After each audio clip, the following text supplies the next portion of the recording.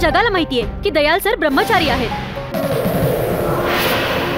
आणि जगाला हेही माहित आहे की तुम्ही त्यांची मुलगी आहात. यामागचे रहस्य काय आहे?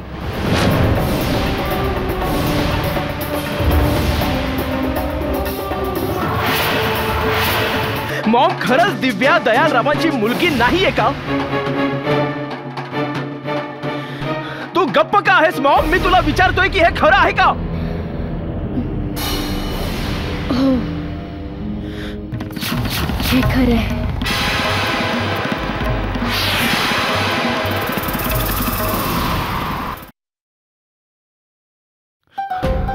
काय? हे तू काय बोलतेस मॉम? काय काय म्हणायचं आहे काय तुला? हे सर्व तुला माहित होतं आणि हे तू माझ्यापासून लपवलंस? आपल्या मुलाच्या आयुष्याचा असा खेळ खंडोबा केलास तू मामा? खेळ तर तू तुझ्या आयुष्याचा चालवलायस. लग्न तू तुझ्या पसंतीने केलं होतंस. विनाकारण मला दोष देऊ नकोस. आम्ही जे काही केलं ते फक्त तुझ्या सुखासाठी केलं. होय मॉम, होय. आणि आज त्याच निर्णयाचा आनंद लुटतोय मी मॉम, आनंद लुटतोय. असं वाटतंय गळफास लावून आत्महत्या करावी. जर मी स्वतःला गळफास लावून घेतला तर?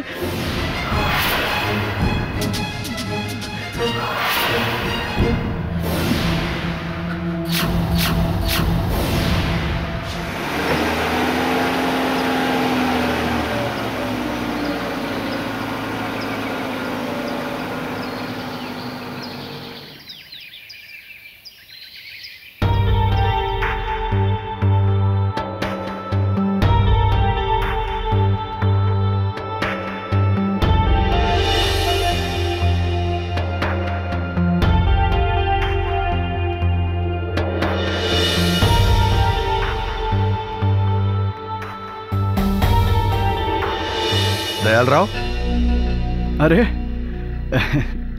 कर्नल साहेब, या या. नमस्कार. नमस्कार. आता मात्र हद्दच झाली दयालराव. दिव्याने जे काही केलं तो तिचा बालिशपणा समजून माफही केलं जाऊ शकतं, पण तुमच्याकडून ही अपेक्षा नव्हती. कर्नल साहेब, आता अशी कोणती चूक झाली आमच्या हातून? घरातल्या गोष्टी या राजकारणापासून लांबच ठेवायला हव्यात. ओहो, हे पहा, कोणत्याही वाईट हेतूने मी असा वागलेलो नाहीये. मला लोकांना प्रेरणा द्यावीशी वाटली म्हणून हे रहस्य मला सांगावं लागलं. पण तुम्ही ही बाब मनावर घेतलेली दिसते. बाब फक्त मनापुरती असती तर समजून घेऊ शकलो असतो, पण आता मात्र पाणी डोक्यावरून गेलंय. विशालला ही गोष्ट कळल्यापासून विशाल वेड्यासारखा वागतोय. मला तर भीती वाटते की तो स्वतःचं काही बरं वाईट करेल, कारण की आजपर्यंत त्याला सत्य ठाऊक नव्हतं. का? कर्नल साहेब, माझी मुलगी दिव्या हिच्या आयुष्यातलं हे कठोर सत्य आपल्या एकुलत्या एक मुलापासून, विशालपासून दडवून तुम्ही खूप मोठी चूक केली आहे. पण ठीक आहे, विशालला तर मी चांगलाच ओळखतो. समजूतदार मुलगा आहे तो. पण हे सांगा की आमच्या दिव्याने असं काय केलंय? तिने आमच्या घराण्याची मर्यादा ओलांडली आहे दयालराव. कर्नल साहेब, जर का आमच्या मुलीने तुमच्या घराण्याची मर्यादा ओलांडली असेलच तर त्यामागे नक्कीच काहीतरी खास कारण असणार. दयालराव, तुम्ही एक समजूतदार व्यक्ती आहात. वेळेतच स्वतःला सावरा. दिव्याला सांगा स्वतःच्या घरी परत जा. विशालची माफी मागितली तर अजिबात नाही. कर्नल साहेब, त्यापेक्षा तुम्ही तुमच्या मुलाला सांभाळलं तर खूप बरं होईल. विशाल बहुधा दिशा भरकटलाय. तुम्हाला कदाचित माहीत नसावं, दिव्या कुठल्या तरी गोष्टीवर नाराज होऊन इथे आली आहे. तुम्हाला ठाऊक नाही की तुमचा विशाल काय करतोय. आता तुम्ही सत्यापासून दूर पळू शकत नाही. विशालची खूपच बदनामी झाली आहे. त्याच्याबद्दल लोक बोलायला लागले की त्यांना उत्तर देणं खूप कठीण होऊन बसतं. दिव्या त्याला बदनाम करतेय. दिव्या त्याला बदनाम करत नाही. हेच खरं आहे दयालराव. कर्नल साहेब,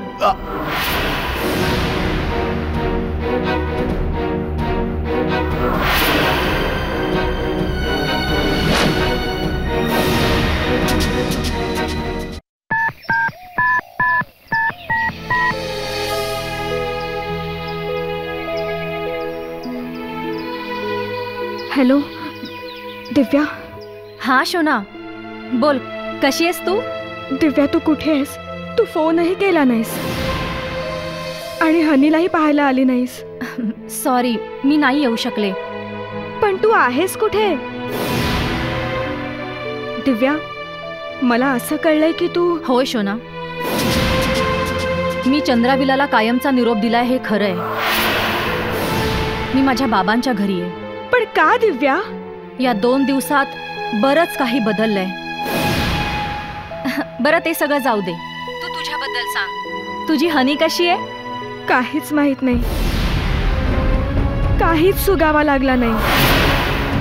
म्हणजे काय शोना? नर्सिंग होम मधून माझी हनी चोरीला गेलीये दिव्या.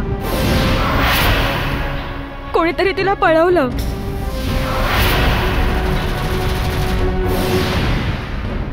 असं कसं कोणी हनीला पळवलं शोना? नर्सिंग होमच्या मालकाला विचार, ही त्याची जबाबदारी आहे. दिव्या अगं, त्यांनी तर हातच झटकलेत. मी आता पोलिसांना फोन करते शोना. काहीही उपयोग नाहीये दिव्या. पोलीस मला मृत अर्भक दाखवून ओळख पटवायला सांगताय. लोक म्हणतात की माझ्या हनीला बेवारस कुत्र्यांनी खाऊन टाकलं. जो लहानसा जीव मी अनेक अडचणींना तोंड देत आजपर्यंत जपला, त्याला या जगाने बेवारस कुत्र्यांचं भक्ष्य बनवलं दिव्या. यासाठीच मी तिला आजपर्यंत माझ्यात वाढवलं का? मी तर कायमच नाकारलंय तिला. कायमच म्हटलंय, नकोय मला तुझं ओझं. तुझ्या रूपात मला पुन्हा जन्म घ्यायचा नाहीये. पण ती खूप हट्टी निघाली. शेवटपर्यंत हट्ट करत राहिली. म्हणत राहिली, आई आई मला जगायचंय. आई मला जगू दे ग आई. तिचा हाच दोष होता की ती एक मुलगी होती. जर ती मुलगा असती तर चंद्रा कुटुंबाने तिच्या स्वागतासाठी पायघड्या घातल्या असत्या. आज तू सुद्धा परिस्थितीच्या अग्नीत होरपळून निघाली आहेस आणि मी सुद्धा याच परिस्थितीत होरपळले. आपल्या दोघींची स्थिती एकसारखीच आहे शोना. तू माझ्याकडे निघून ये शोना. खरं सांगायचं तर आता ही लढाई आपल्या दोघींची आहे.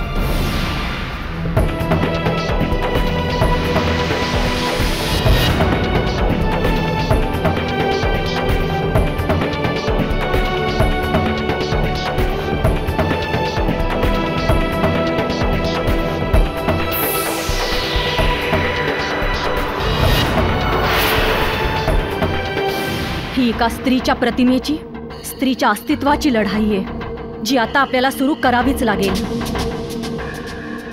माझ्या आयुष्याचा तर आता हाच एकमेव उद्देश उरलाय.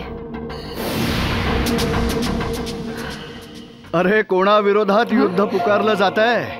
हा बेटा, जरा आम्हालाही कळू दे. त्याच मानसिकतेविरुद्ध मोर्चा काढायची तयारी सुरू आहे, ज्याचा उल्लेख तुम्ही त्या समारंभात केला होता बाबा. फारच छान बेटा. माझी तुझ्याकडून हीच अपेक्षा होती. आणि फक्त माझी मुलगीच आहे जे हे आव्हान स्वीकारू शकते. बेटा, मला तुझा खूप अभिमान आहे. आणि यासाठीच तुमचा आशीर्वाद हवाय मला. आशीर्वाद तर बेटा नेहमीच राहील, पण मला हे सांग की या युद्धाची सुरुवात तुला कुठून करायची इच्छा आहे? जर समाजात मान वर करून जगायचं असेल तर त्याची सुरुवात आपल्या घरापासूनच करायला हवी. घरापासून म्हणजे काय? तुमचा पहिला आरोपी असेल डॉक्टर विशाल.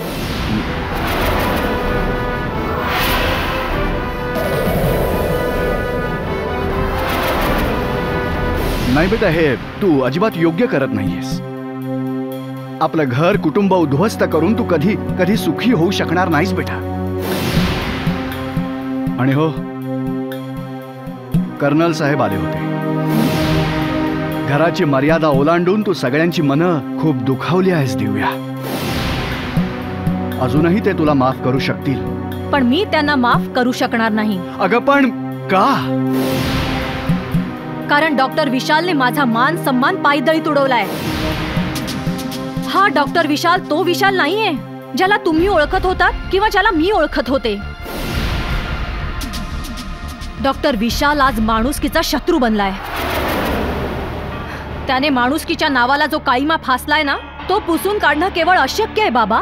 दिव्या बेटा, मला विचार करायला थोडा अवधी दे. मी स्वतः विशालशी बोलून पाहतो. आता खूप उशीर झालाय बाबा. आता काहीही उपयोग नाही.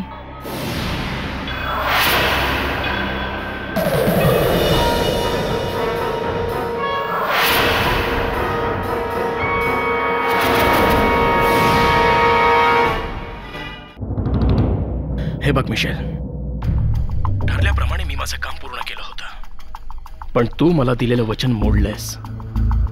परिणाम असा झाला की माझी बायको मला सोडून निघून गेली. माझं कौटुंबिक आयुष्य उद्ध्वस्त झालं. आता तुझ्या आणखी काय अपेक्षा आहेत? आता तर हा खेळच संपलाय डॉक्टर विशाल. मी काय अपेक्षा करणार? नाही मिशेल भास्कर, खेळ तर आता सुरू झालाय आणि खेळाची सुरुवात करणार आहे शोना मालाकार. ती काहीही करणार नाही. काही दिवस फडफडेल, आणखी काय. मिशेल, फक्त अबॉर्शनचा प्रश्न होता तोपर्यंत ठीक होतं, पण तू आता माझ्या नर्सिंग होम मध्ये येऊन मूल पळवून नेलंयस. पाणी आता नाकातोंडात गेलंय. तुम्ही खूपच भित्रे आहात डॉक्टर विशाल. हो, मी भित्रा आहे, पण तुझ्या मनाचा मोठेपणा दाखवण्याची संधी तुला लवकरच मिळेल. काय म्हणायचं तुम्हाला? शोना मीडिया आणि पोलिसांना सामील होऊन माझ्या विरोधात तक्रार करायला गेली आहे. पण एक गोष्ट लक्षात ठेव मिशेल, जर मी बुडालो तर तुला सोबत घेऊनच बुडेन. मी पोलिसांना सांगून टाकेन की तू ते मूल पळवलं होतंस. बडबड बंद करा आणि मला सांगा मी काय करू. शोनाला कंट्रोलमध्ये ठेव आणि तिला इथून कुठेतरी लांब पाठवून दे, समजलं? नाहीतर मी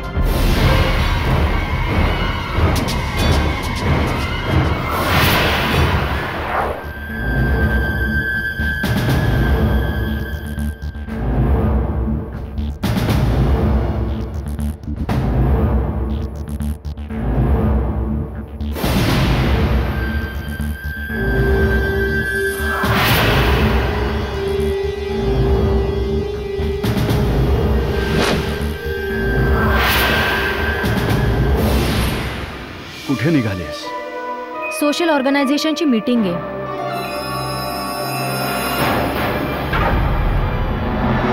हे काय तुझ्या हातात? तुमच्या जावयाच्या कृष्ण कृत्यांचा स्टिंग व्हिडिओ आहे. मला दाखव. यातलं फुटेज एवढं भयंकर आहे की तुम्ही बघूही शकणार नाही. तरीही मला ते बघायचे. दाखव. नाही बाबा, मी ही सीडी तुम्हाला नाही देऊ शकत. का? माझा तुमच्यावर विश्वास नाहीये. काय म्हणालीस तू? माझ्यावर? तुझ्या बापावर विश्वास नाहीये तुझा? मी तुला एवढं समजावल्यानंतरही तुझे विचार नाही बदलले, हो ना? हे बघ दिव्या, मी एक गोष्ट तुला स्पष्टपणे सांगतो. जर का तू यापुढे जाऊन चंद्रा कुटुंबाच्या विरोधात एक जरी पाऊल उचललंस ना, तर मी तुला कधीच माफ करणार नाही.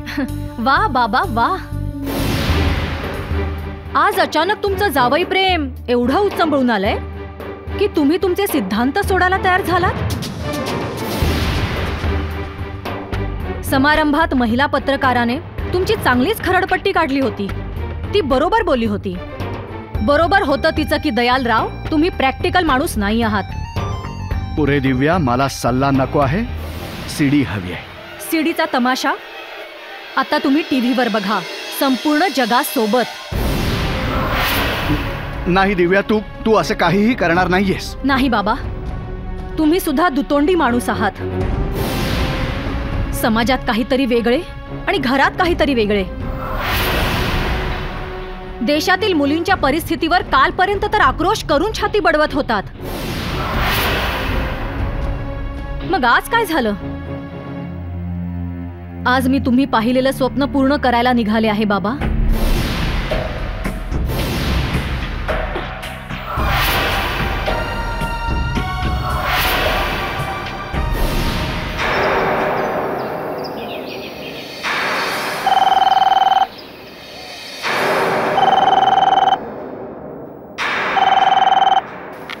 हॅलो.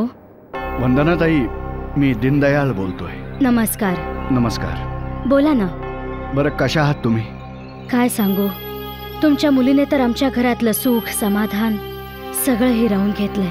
हे बघा विहीणबाई, आम्ही तर तुम्हाला एक बर्फाची लादी दिली होती. ठाऊक नाही तुम्ही सर्वांनी तिचं ठिणगीमध्ये कसं रूपांतर केलं. आम्ही तिला आमच्या विशालपेक्षा जास्त मान दिला. आम्ही तिला आमच्या डोक्यावर बसवलं. म्हणूनच हेच संस्कार केले होते का तुम्ही तुमच्या मुलीवर? हे बघा, एकतर तुम्ही तुमच्या मुलाच्या कृत्यांवरती पांघरुण घालताय. खरं सांगतो, हा दीनदयाळ आजपर्यंत ताठमानेनं जगलाय या समाजामध्ये.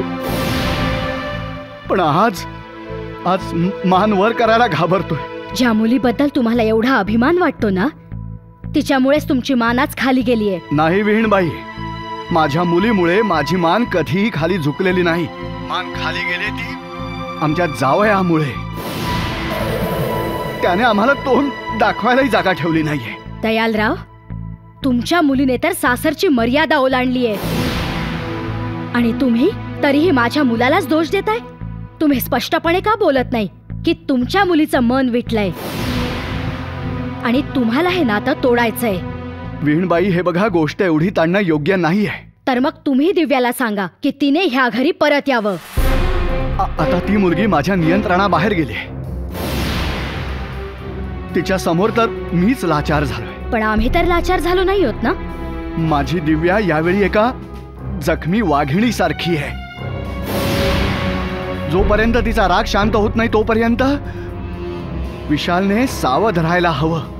जर तुमची मुलगी वाघीण असेल तर मग आमचा मुलगाही काही मेणाचा पुतळा नाहीये. माझं जे कर्तव्य होतं ते मी पूर्ण केलंय. जेव्हा तुमचा राग शांत होईल तेव्हा आपण या विषयावरती बोलू. आणि हो, तुमच्या मुलाला विशालला सांगा की जरा सावध राहा.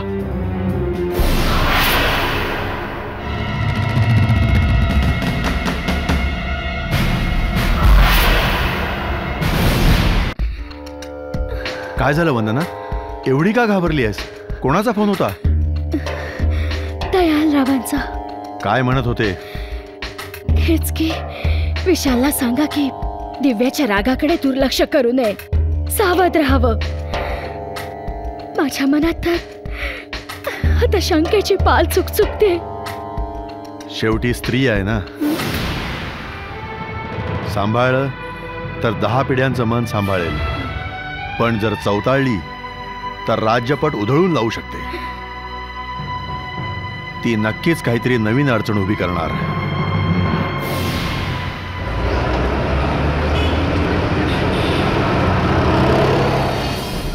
मिस्टर भास्कर. डॉक्टर दिव्या, वेलकम. बोला, कसं काय येणं केलं? तुम्ही घाबरू नका. मी तुमचे आभार मानायला आले. आभार? ते कशाकरिता? डॉक्टर विशालच्या चेहऱ्यावरचा मुखवटा बाजूला केल्याबद्दल. असं म्हणजे तुम्ही त्या स्टिंग ऑपरेशनची सीडी पाहिलीत? होय, ती व्हिडिओ सीडी माझ्याकडे, जी शोनाने चोरून नेली होती. पण ते मी ही व्हिडिओ सीडी तुम्हाला परत करण्यासाठी आले. तुम्हाला माहिती आहे की मी कसा माणूस आहे, तरीही तुम्ही मला... तुम्ही कसे का असे ना, पण मला तुमची मदत होऊ शकते. ती कशी? मी भ्रूण हत्येच्या विरोधात लवकरच एक आंदोलन सुरू करणार आहे. या चांगल्या कामात तुम्ही आम्हाला सहकार्य देऊन तुमचा मान वाढवू शकता. कसा? तुम्ही एक मीडिया पर्सन आहात. ही व्हिडिओ सीडी तुम्ही टेलिकास्ट करून संपूर्ण जगाला दाखवू शकता, म्हणजे तुमची इच्छा असेल तर. असं म्हणजे तुम्हालाच तुमच्या पायावर धोंडा पाडून घ्यायचा आहे. तुम्हाला माहिती आहे की ही सीडी टेलिकास्ट झाली तर काय होईल? चंद्रा कुटुंब पूर्णपणे उद्ध्वस्त होईल. हेच हवंय तुम्हाला?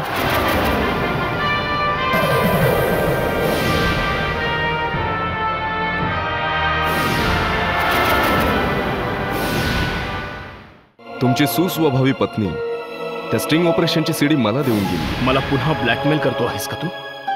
तुम्हाला काय वाटतं? हे बघ मिशेल, विचार सुद्धा करू नकोस, कारण तू जर असं केलंस तर मी तुझी सगळी कारस्थानं जगासमोर उघड करेन. सगळ्यात आधी असतं आपलं अस्तित्व, आपली प्रतिमा.